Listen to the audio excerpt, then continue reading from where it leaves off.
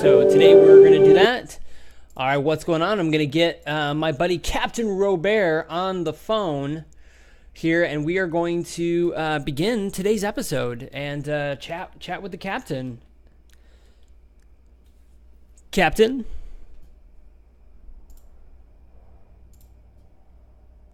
Hey, what's going on? Not much, friend. How you doing? Doing very well. Good. So just for a heads up for everyone, this is Captain Robert, the man himself. So Captain Robert is a craft beer bar owner and influencer. He is a travel enthusiast, all around amazing and insane person. Fucking love him. Met this dude at the very first DestinyCon, like the OG DestinyCon, like in the back of a bar. And this guy dressed with his big old captain hat. And he is hanging out, and he was had custom beer stein for a lot of our favorite big Destiny folks. Outside of that, you can find Captain Robert at the many links if you use command guest in chat, and also it'll pop up every so often, and you can follow him on all sorts of social media. Great dude, and he's actually doing his Twitch debut right now too, which is pretty awesome. So thank you for joining me, man. Live I appreciate action. it. Heck yeah! All right, so today was one of those episodes where it definitely was sowing the seeds of dissent for everybody. Holy shit! Absolutely. So I don't know. We could start right off the bat with Bronn saving Jaime. So I was wrong. It was not Tyrion. It was, in fact, Bronn that saved him. Immediately, first scene. I know, I was like, motherfucker. I wanted it to be Tyrion so bad. I really did. But yeah, so Bronn saves Jaime. And you know, Bronn brings up a really good point of Jaime kind of recklessly running into the dragon. It's almost as if Jaime was like, I'll go down if I can take Daenerys down as well. I think he was expecting to die and almost wanting to die. What are your thoughts on that? Yeah. I mean, it was a suicide run, and Bronn being the ever present man on the scene for everything now, comes through in the clutch and finds the deepest puddle in the battlefield ever. Right. Did you see that fucking thing? It was like a floodplain that they escaped out of. They're all of a sudden in the ocean, and then to a river, and then, you know, to this beautiful bay, just out of nowhere. And far enough away from every single fucking horse rider on that battlefield. They ninja'd the shit out of that. and a giant dragon that, you know, towers over an army and didn't see them and didn't, you know, think to just look to the right and be like, oh, yeah, no, they're right over there. Like, no, I just see them right across the river there. I'm just going to go fucking kill them. But I'm okay with this because season 7 has taught me one thing. This is the season of instant gratification. And had we not had 6 previous seasons of relentless buildup, this wouldn't be so sweet. Right, that's absolutely true. Because it has been instant gratification for everything. You know, they're like, we're going to set this up and dead. Set this up and answer. Yeah. So it's good that they're finally... It's totally the running theme of this season, and like every time you see a scene, like now you're like, before you would be like, okay, I'm totally stoked. I'm going to remember that shit's going to come around in 2 seasons. I'm going to be the smartest dude with a group of friends that I watch. And instead it's 2 scenes later, literally like 2 scenes later. And you're like, oh man, I love this line. So Jaime says, I might have to tell Cersei. And Bronn says, might as well throw you back in that river. I just thought that was classic Bronn, but as like the only realist in the entire fucking realm is Bronn being like, dude, I know exactly what the fuck is going on. No shit. Like Bronn is what you like. If you've ever aspired to be Billy Badass, it's him. He's the he's the pragmatist that can actually wield a sword. Yes, no, and that's exactly, and you know, the fact that, you know, it kind of pissed me off that he jump shipped from Tyrion to Jaime. But now that I think about it, I'm like, yeah, but Bronn's he's a survivor, man. Like, Bronn knows exactly where he needs to be at the exact point in time to keep his fucking ass alive. Like, period. That's Bronn's only thought. Yeah, that's his total MO, and it's served him well so far. Absolutely, and I think it's going to for the rest of the season. I would not be surprised if Bronn ends up being Hand of the King at the end of this entire fucking series, just out of pure fucking dumbass luck. He may serve the most regimes before this is over. This is true. You know, a friend of mine at work was just rewatching season 1 when Tyrion hires him to fight him when he's in the Vale there and getting knocked, you know, supposed to be going down, make the little man fly, going down the hole, and you see Bronn, and he's just kind of like, fuck it, I'll do it. Because, like, you know, he's like, I know where this is going to play out. He knew exactly what was going on. Also, so no poison in the dragon? I guess there's no poison in the dragon. At least not in this episode. I don't know. I thought maybe that would have been brought up by now. Yeah, well, you know what? You didn't see any, and you know, Game of Thrones does a good job of making sure that every scene matters, and they didn't do the zoom in on the point of the arrow with the one drop of poison hitting the ground. So I think we're free and clear of that. And Bronn actually had several opportunities to mention that the tip was poisoned. Just like when he talked to Jaime and he was like, she has 3 dragons. He could have been like, well, 2 and 1 is poisoned, you know, so there is that. I feel like if he knew, he would have let that information go right then. But I think that would have been and plus, you know, thematically, we needed to know dragons are vulnerable, but you know, it's not over. I mean, that's what I felt like the device was. I see Jake in the chat is throwing out a lot of love for Peter Baelish. Talk about Fight Club. Also, my personal favorite, but since he's caused all this fuckery.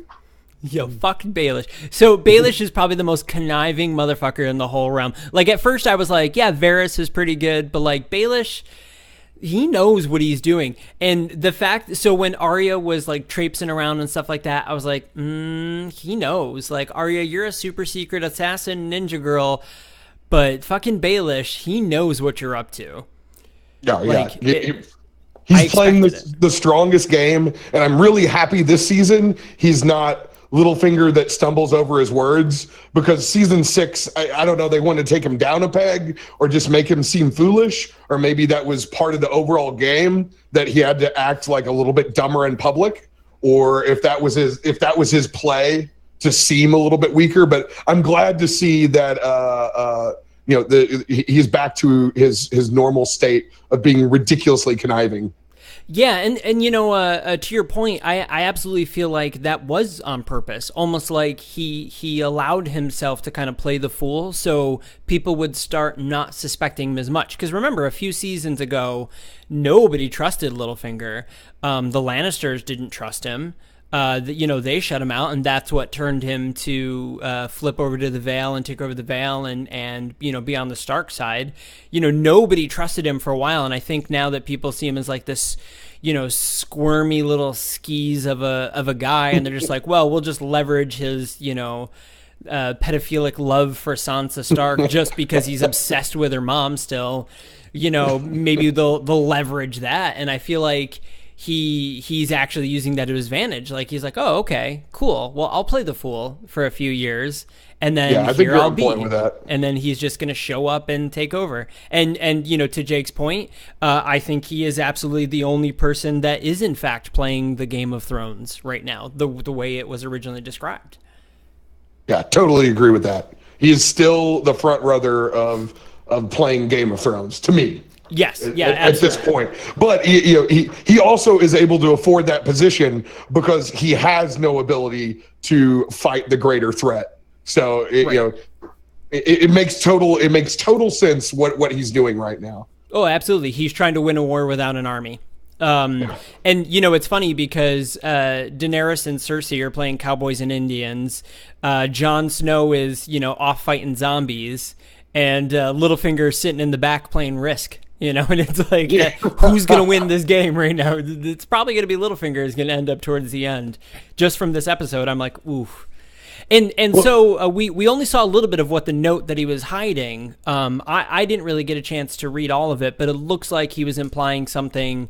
He was sneaking a letter from Sansa to basically sow doubt in Jon Snow. Is that what you read as well?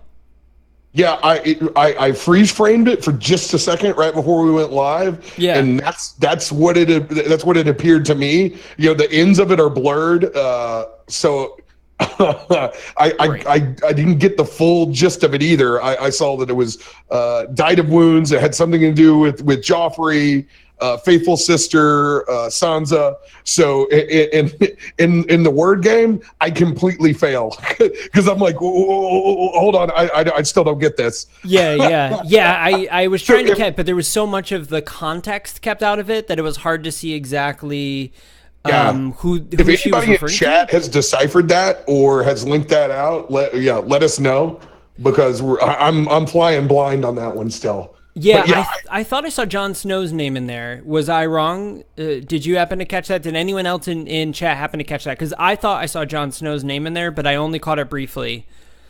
I don't know. I That's think I saw Jon Snow too, but you can probably make up a lot of things. Right, with the beautiful script in cursive and everything else that I was looking for, I definitely didn't see that.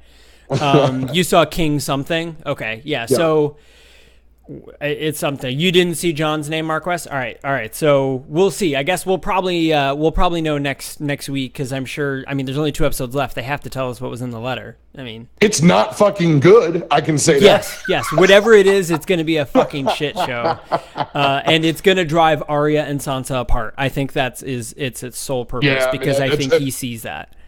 Yeah, that's pretty clear at this point. Unfortunately for everybody out there that was playing the bend the knee drinking game, we only had 1 count at the very beginning of the episode. Yep. on Mount Dragon in the middle of the field. We only had 1 bend the knee. So that was unfortunate for everyone out there playing the bend the knee drinking game. Yeah. Rob, I write to you with a heavy heart. Our good King Robert is dead, killed from wounds he took in a boar hunt. Father has been charged with treason. He conspired with Robert's brother against my beloved Joffrey and tried to steal his throne. The Lannisters are treating me very well and provide me with every comfort.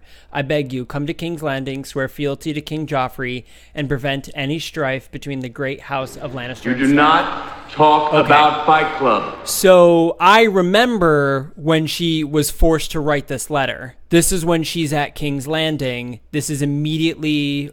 This is just before Ned gets beheaded. Yes. So this is when she's forced to write that. Yes, absolutely. So that Jake. Yes, good call. Thank you for adding that in chat. So that is the full thing. It's writing. Yes, it's her writing, but not her words. Yeah.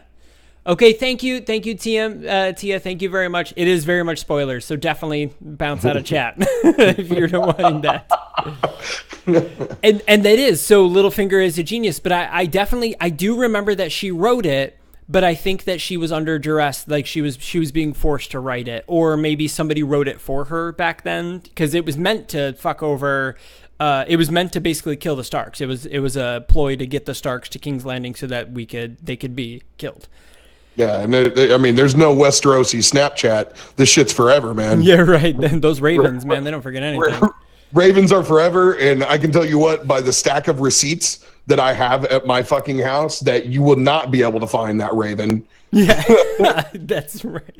Dude, okay, so speaking of descent, Tyrion and Jaime. So both Tyrion and Jaime, but Tyrion is definitely...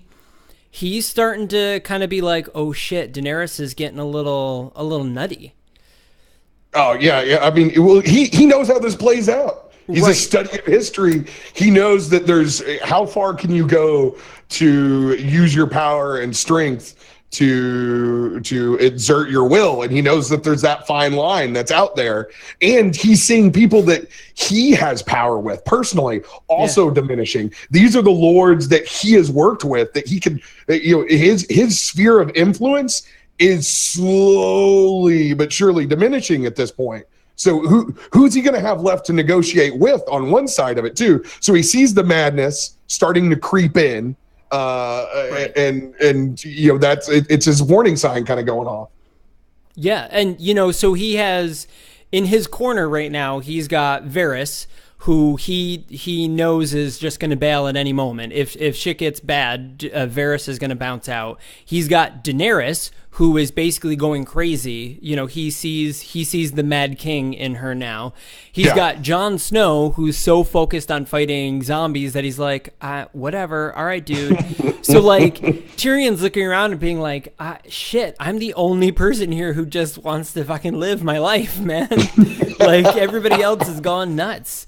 So Jake in chat, favorite moment was when Sam's girlfriend told him the truth about Jon, but he just totally didn't get it.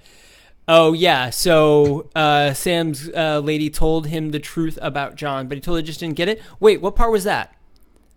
Yeah, he talks about the unconsensual love between John's real father. Oh, yeah, that's right. The annulment. Yes, that's right. So, yes, when she was reading about the annulment, that's right. Yeah, I forgot about that part. But yeah, so Tyrion, and then Tyrion meets up with Jaime, and I thought that was interesting. And that's another moment where you see Jaime truly was kind of moving away from Cersei up until motherfucking Cersei is like, oh, I'm pregnant. I'm like, bitch, you ain't. You like 50. You ain't pregnant with anything. Like, no, you are not. Like, that is not real. You don't know the power of fermented crab, my friend. Apparently, fucking fermented crab is you have no idea. Now, like bull. Call Malone, hard like oak tree. She's pregnant with ambition. That's very true. If I consume fermented crab, it immediately goes into a Sam shit montage someplace. Yes, right. You would be documenting those shits in fermented crab. Yeah, so go ahead. By the way, I love that we got another Sam montage in the Citadel before he took off. Yes, me too. It made me so happy. I wanted to cue like instant 80s music while he's going through. Right. Like it made my day. Also, I did notice that he looked at the giant sun that is the intro that's in the center of the Citadel. Yes. I saw like it's constantly alluding to the Lord of Light and like everything. So he looks up at the sun before he takes off and is like, fuck this, I'm a college dropout, I'm out. Right. I'm gonna go do real shit in the world. Right. He's gonna go Steve Jobs this motherfucker out here. Sam's now the Lord of Tarly Manor too. By default. Oh, that's right. I didn't even think about that yet. Oh, dude, moving on up. Yeah, I know, right? He went from a maester to a lord in a matter of literal minutes. And by the way, let me point out that execution by Dragonfire, not so bad. No. I mean, of the coolest ways to die, that's like probably number 2 on my list of like the coolest ways to die. And right, Trevin brings a good point. He doesn't know, and he left before he could have found out. Yeah. And, you know, the whole scene with the Maesters, though, I will say this. They were slightly more pragmatic than what I thought they would be. Like, they kind of finished the conversation how anybody else think it would be. Like, we don't know if this is true, but we're going to go check and see. There was a little bit of scientific method there. Kind of made me happy. Like, it was not so bad. Like, they could have just laughed and went back to talking about, their shits, but they didn't. Right. They were like, well, we'll look into it and do research, as good scientists do. Mark West brings up the point. So he took the Raven letter with him, though, that says that his father and brother are dead, because that's important. And so he's gonna. I mean, they already know about the dragon glass, so that's the whole point of Jon Snow there. But Jake, so I think Samwell is one of those characters. I think he's kind of a needed character. So in typical literature, Samwell would be the omniscient narrator. He's the one filling in backstory and all the little pieces and plot holes to every other character so that everything winds together. I think Sam is going to have a very large informative role. I'm totally on board with he's the one who writes A Song of Fire and Ice. Like, I'm totally on board with that. That actually, he is George. He kind of is George R. R. Martin if you think about it. He basically is the character of George R. R. Martin in real life. Yeah, and that's what I think you're 100% dead on. Like, he's there to fill in all the little details, and he has been helpful in the battle. Like, he's kind of been he's been the curator of the Raven text message community and forum. Like, he's kind of the one routing all this shit around. Yeah, no, absolutely. And to Jake's point that, he after he discovered the Dragonlass, I think that him taking the last step he did in this episode about all the research and stuff and being like, no, I'm tired of reading about the ambitions of greater men, which was I'm tired of reading about the achievements of greater men, which I thought was an amazing line. And I think that's going to be the turning point of Sam. And I think that's where you're going to see him discover something like maybe how to call the children of the forest. Maybe he's the mod of R-Westeros. Yes. Maybe he's the one who discovers some sort of, magical secret that's going to take out the white king, the king and whatever. So maybe that I think Sam is going to play a purpose eventually. I think there's still one piece of missing information here. Like, because with the children of the forest creating the Night King, I bet you can't just take him out with dragon glass. I bet there's a ritual or there's something. You got to reverse engineer this, and that's going to be the one last piece that he comes through with. Yeah, absolutely. How to craft Valyrian steel. Trevino says, that could be the case too, because Valyrian steel is very rare now. So that could be the thing. I mean, he knows he's going to find out the secret, and he's going to be the pivotal turning point in the knowledge to winning that battle, at least, hopefully. So I wrote down the note is Mad Cersei versus Mad Daenerys right now, because both have basically fucking gone insane. They both have gone crazy right now. Both Cersei, Cersei's little plan of like, I'm going to win this the way father would. And that whenever Cersei says shit like that, I'm like, fuck, Cersei's going to do something that's going to fuck everything up. Because she always does. I think I give her slightly more crazy points than Daenerys. But yeah, I mean, she knows this. The scheme is on. The armistice is the way for her to continue for another round of chess. Like, she knows she gets a couple extra moves now. And she's going to plot something. There's going to be the ultimate stab in the back, one last play that's going to cause chaos from her, and we get to stew over it probably till next season. Absolutely. Well, I mean, a year and a half from now, next season. So outside of Drogon and Jon Snow having a moment, the dragon, do you think he sensed his Targaryen-ness inside of him? Them dilated pupils, man. Right. Dilated pupils. I absolutely feel like Drogon kind of was like, wait a minute. You're part Targaryen, aren't you, Mr. Jon Snow? Yeah, you don't smell too bad. You think that he's part of a dragon?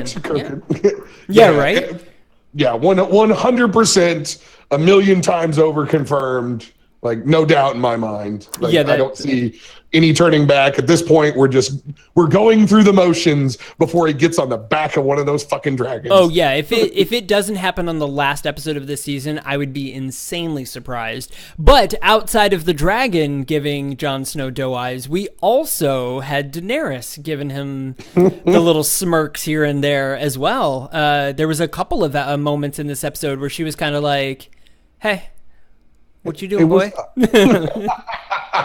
There has been, and everyone else is like, oh man, this is, we know more information. Maybe do you want to do that yet? And then you realize you're in Westeros, where they're probably not going to care anyway.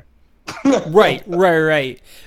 So Jake, is Jon rightful heir to both the Iron Throne and Winterfell at this point? I would say, technically, although now that we have Gendry back, Gendry is technically a Baratheon, so he would be the most current claim to the throne. But I would say, from a broader sense, Jon Snow would in fact be the rightful king of all of the Seven Kingdoms. At this point, it's like, well, where does it, where does one reign stop and where does one reign begin? Right. Yeah, it's gotten ridiculous at this point.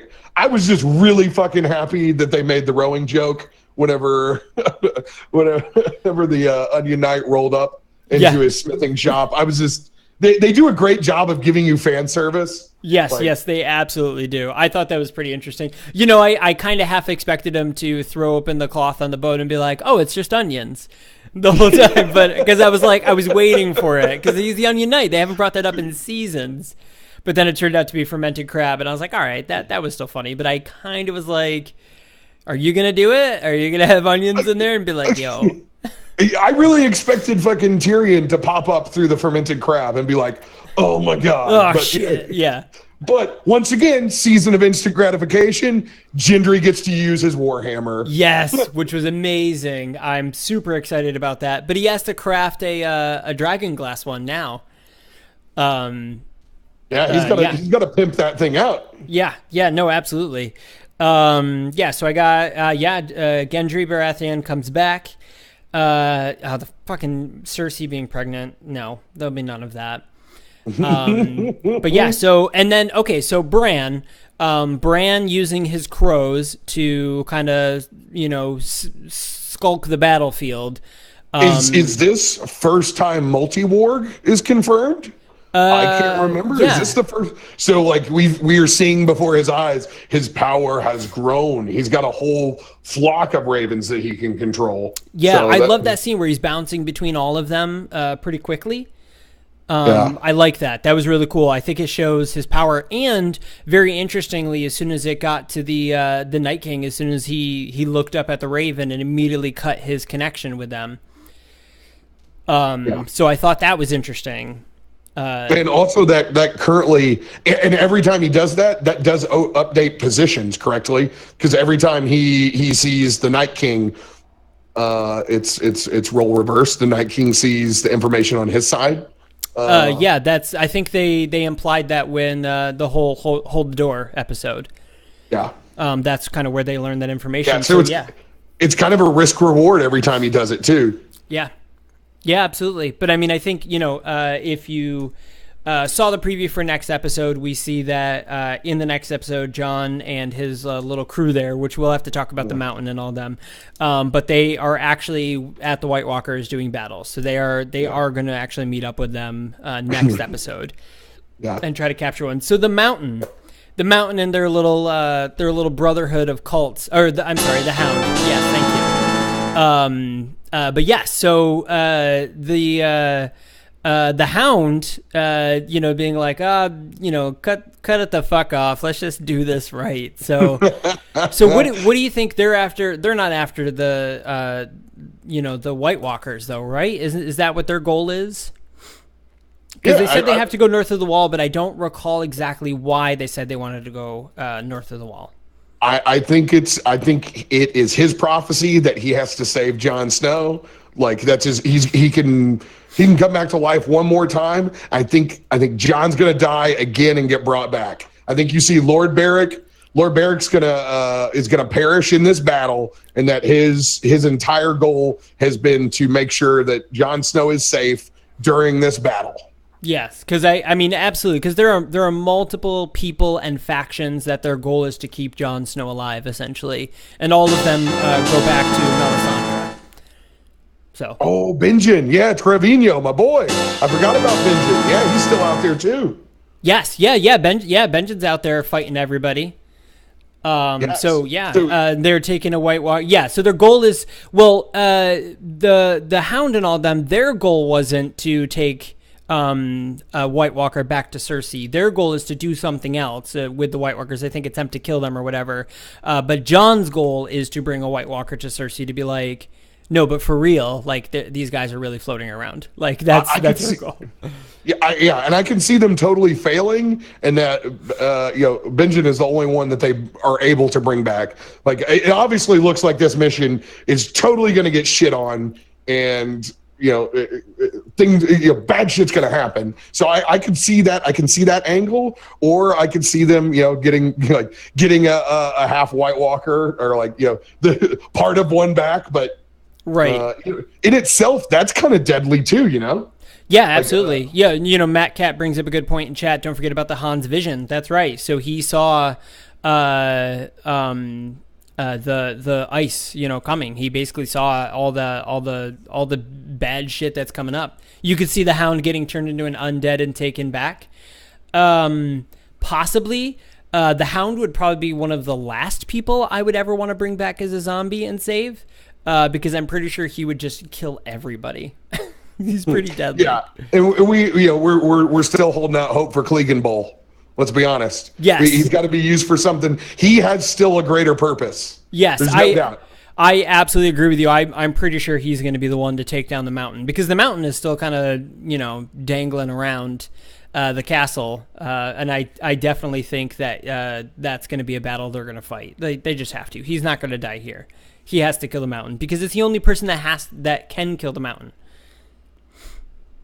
Yeah, I think that's just, it's thematically fitting, and we'll see how it plays out. But yeah, there will be parts. What the guy with the really bad top knot? I always forget his name. Yeah, top knot.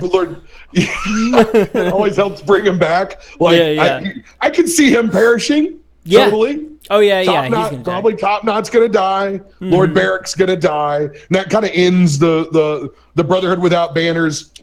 Takes care of them. And you still have the Hound. You come back with that, and obviously, I don't think Gendry's dying in 2 episodes. I think Gendry serves a greater purpose still, I think you get Resurrection of Jon Snow, part 2. You think so? My prediction. So I mean, that one guy keeps coming back from the dead. The guy with the flaming sword. He's come back twice now?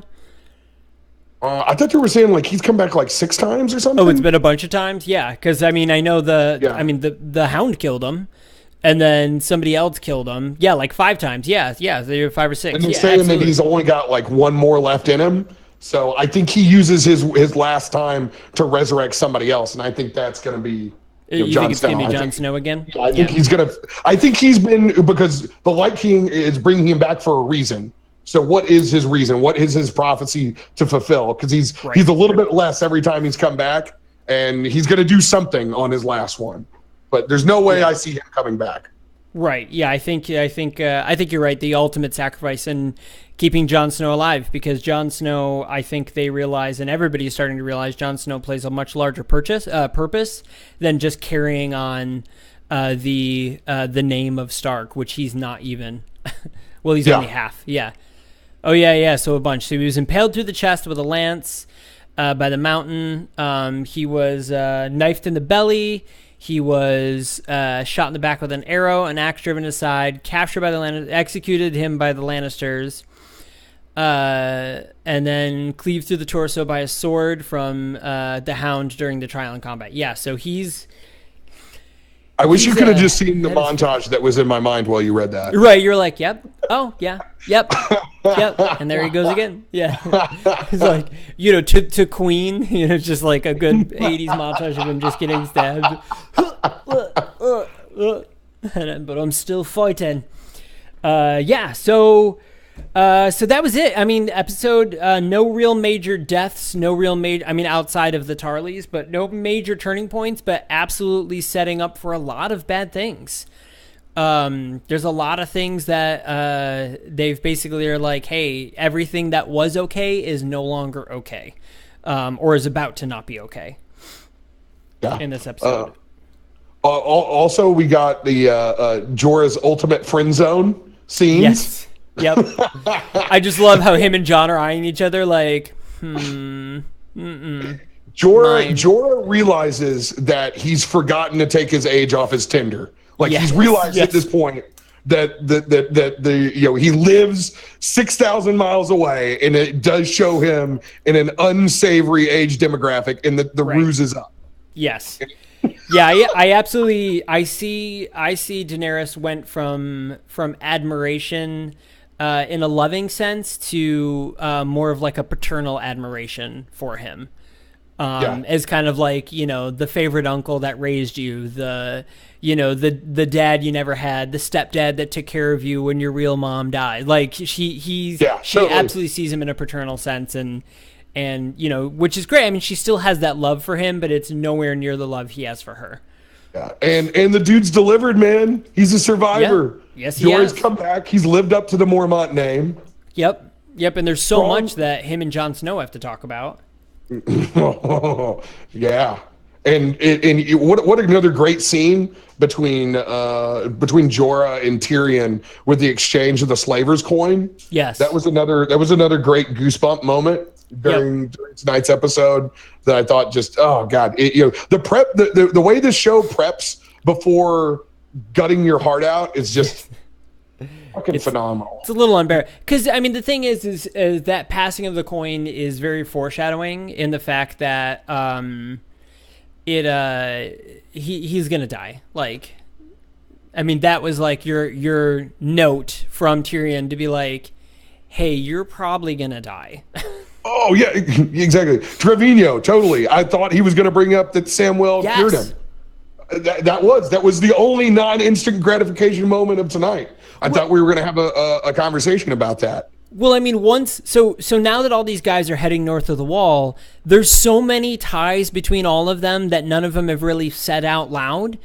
That now, if they're just like, so let me just briefly tell you my story and everything I know, they're going to be like, wait a minute, I know the other half of that story. And they're going to be like, but wait a minute, I know the other half of that story. And they just got this circle of everybody knows everybody, and they all have a piece of a giant puzzle. And like, I just want them to talk to each other and for them to find out that they're like, wait a minute, we all know the same people. It's like when you run into a friend at a party and they're like, oh, hey, I've never met you before. They're like, well, who invited you? And you're like, oh, my friend Jen. And they're like, I know Jen. And be like, oh, I've known Jen for years. We went to college. You'd be like, oh my God, I went to high school with Jen. What the fuck? So like, that's like what just happened. Those 6 people together. More people need to get together like Tyrion and the Spider and drink some damn wine. Right. And just talk and be like, so who do you know? Because there's so much information that I feel like is very pivotal for a lot of the scenes coming up, and they just keep being like, well, you know what? I just won't bring that up. I'm like, no, motherfucker, bring that shit up right now. It's important. Dude, it's really hard to keep track at this point of what your meta knowledge is and what the knowledge of each individual character is. Like at this point, I'm like, it's all like we know everything. But like you said, everybody has a kernel. They got like 25% of the story, and that is frustrating as someone watching. But that's what keeps us coming back is the eventual knowledge drop on everything. Yes. And Jake brings up a really good point. I've mentioned this in the past couple episodes. Yeah, time is very relative this season. So, as we mentioned, between season 6 and season 7, Sam's baby went from a baby to a toddler in the matter of days, seemingly. Tyrion, basically. Well, I mean, last season we had Varys go from House Tyrell to Dorne to King's Landing and back to wherever or Marine in the matter of like a month. Like it was like a week or something. Varys like on a Monday was in Dorne, Tuesday was at House Tyrell, Wednesday was at King's Landing, Thursday back at Marine. And so this season, Tyrion went from in a matter of a day or so from one place to another super fast. These Westerosi Uber carriages, man, they get shit done. Yeah, shit's efficient. Distance is relative. Jamie swam 2 miles, all while holding his breath, being dragged by Braun with a golden hand. Shout out to my boy Matt Cat. Good to see you here, buddy. Great point, Matt Cat. Great point. Cool. So, what are we missing? Do we miss anything from this episode? I think we covered everything. No, great goosebumps scene where they're in the war room of Dragonstone, and Jon Snow gives his final ploy, and I get goosebumps, and I realize that I will do anything that Jon Snow tells me to do. Yes. Yes, absolutely. That was another great scene. I've enjoyed almost every scene that's come through the war room this year. Yes. When he's like, she's like, well, I haven't given you permission to leave. But like, with all due respect, I am a king. And I trusted you.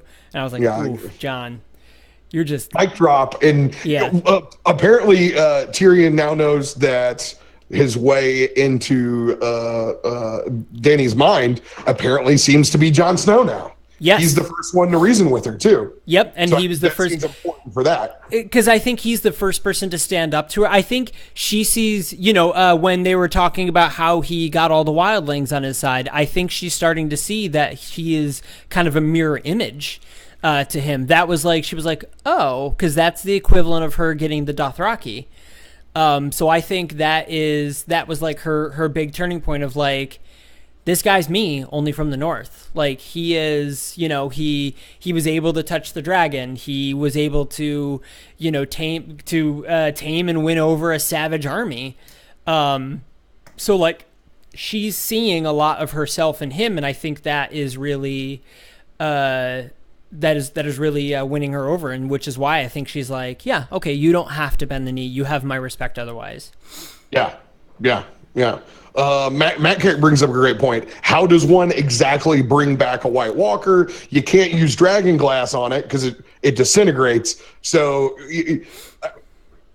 I don't know exactly. I mean, you got to cage it somehow. Is there a slow infection of becoming a White Walker, or is it just after you die you turn? Because that's all I think we've seen before. So it's not quite like the Jorah's Stone Man condition.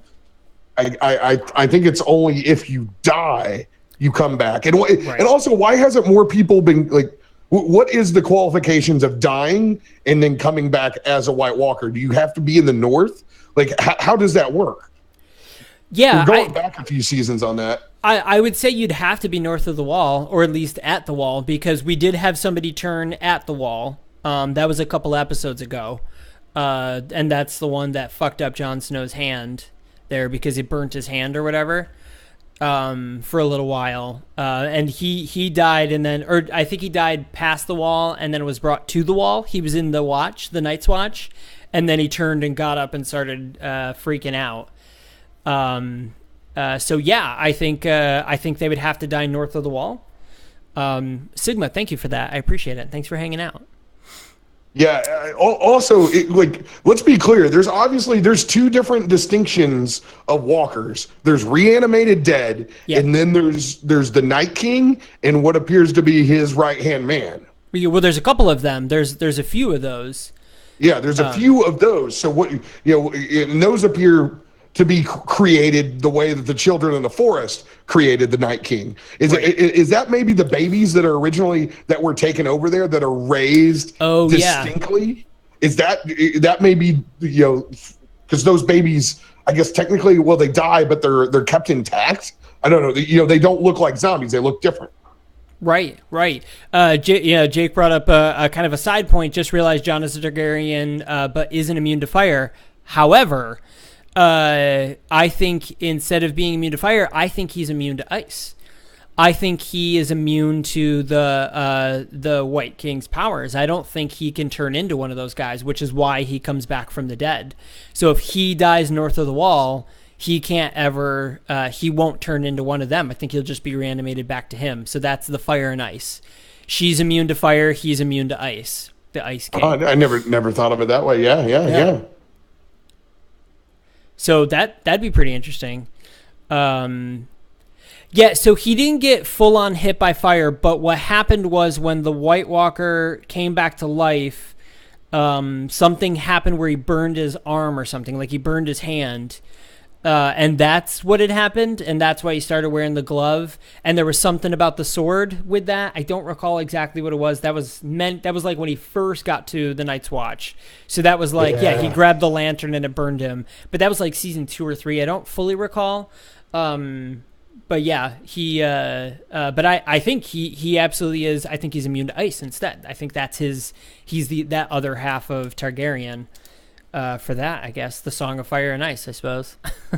Just keeps coming back to that, this season at least. Yeah.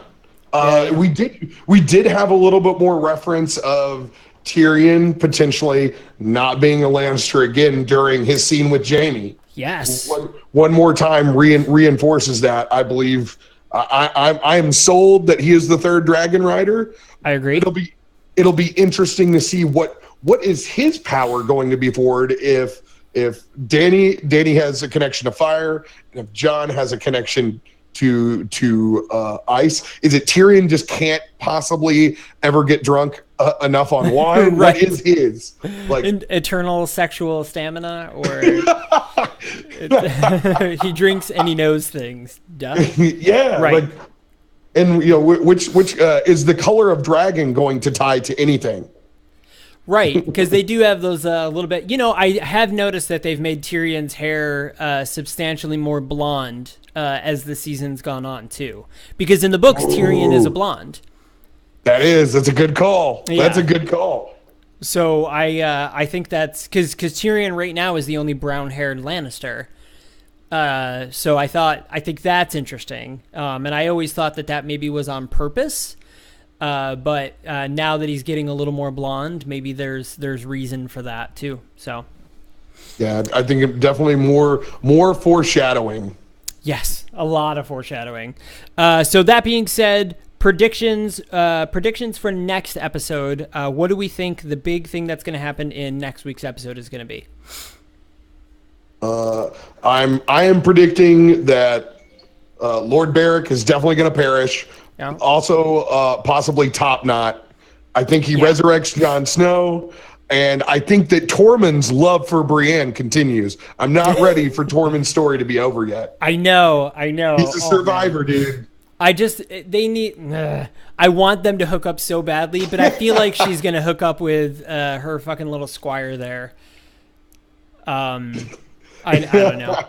The Podrick might be the best man. You never know. He is, yeah. I think you're going to see a falling out with Arya and Sansa. That is going to that's going to divide the North. I think that's going to be the downfall of the North, and I think a lot of people are going to defect, specifically because of something Sansa does, because of something Arya incites Sansa to do, by pure, by the fact of Baelish. Yeah, sounds like the honeymoon is over in the North, no doubt. Yes, absolutely. And in terms of deaths, I agree with you on Lord Beric. I agree with you on Top Knot, and I think Ser Jorah is going to die. Yeah, I think he's gone next episode, not the season finale. I think Jorah has completed any possible thematic service that he can bring besides preserving another character or getting this final task done. Yes, absolutely. I agree with you. It's gonna kill me too. I've loved Jorah from the beginning. Anybody that's ever been friend zoned in junior high has a little love for Jorah. I know, man. Oh man, dude, I've been there. Yes, absolutely. And so also next episode, I think you are going to see something happen that is going to tip Jaime Lannister one way or another. I think you're either going to see, because I don't think the baby thing was full. I don't think it was enough. But I think next episode, Cersei's going to do or say something that's going to make Jaime either be like, that's it, I'm going to do what I need to do to protect Cersei, or he's going to be like, okay, fuck this, you've gone crazy. One of those two things is going to happen fully next episode. Yeah, I'm a firm believer that he is going to have to kill Cersei just the way he did the Mad King. Yep, yes, absolutely. But now, and I think it'll be the same. Not only does he have to kill the queen, he has to kill his lover and his unborn child. Potentially. I still think that's why. But potentially, yes. But still, he's going to believe it. Yes. Yep. And I think it's gonna break his heart. I could see him killing himself afterwards, but he has to kill Cersei. He's the only one at the moment, he is the only person that I think can kill Cersei. Yeah, he's going to be the only one. It will have to be his deceit. He's going to be the only one to get close enough. Mm-hmm. Absolutely. Because, I mean, Daenerys kills her, and then it's just like, oh, cool, well, I guess Daenerys wins. But, Jon Snow kills her, and you're like, I mean, I guess. Arya kills her, and you're like, okay, cool. But Jaime kills her, and that's the what the fuck moment, and that's what Game of Thrones is. Absolutely. You know what Jaime feels like to me? Jaime is like that cousin that you love, but he doesn't quite have his shit together, but you still support them. Right. Right. Like, I mean, look at where he's been. Like, he's responsible for Bran. He's done all sorts of fucked up shit. Yet I still love this character. Like, I cannot fucking quit him. Like, it's still, even in this battle, it was one of the first battles in the previous episode where I'm like, you're wanting the most people to survive from it. There was not a clear one-cut side you wanted to win. You were just watching like, oh, dear God, this is the fight that you don't want to necessarily happen. I know. Jaime's in a unique position in the Game of Thrones that is neither complete loved nor completely hated. Yeah, he's got a tip at some point though, because I feel like he has yet to truly pick a side, even though he's obviously favoring his sister. I still don't feel like he's picked a real side yet. I feel like he's just kind of following his sister because his love for her and that sort of, family love of the name Lannister. I feel like he's doing it because he feels obligated to. Not that he truly wants to, and this season is the first time you've actually fully seen, outside of when he was walking with Brienne as well a couple of seasons ago, because I totally thought they were going to get together for a while. But I think this season is really when you see him kind of questioning his place, and I think he definitely doesn't feel like he's on the right side. Yeah, every little scene that's shown without him and Cersei in the same room, you see the doubt on his face slowly creep up. Yeah. And I don't know if you don't necessarily find out, like if he doesn't have the scene with Olenna and find out that Tyrion's name is cleared early in this season, I don't think you see the turn. I think that's still going to be the ultimate turn within his mind that shows that the Mad King and Cersei are no different. That she's driven absolutely fucking crazy, and that she wants to burn everything down.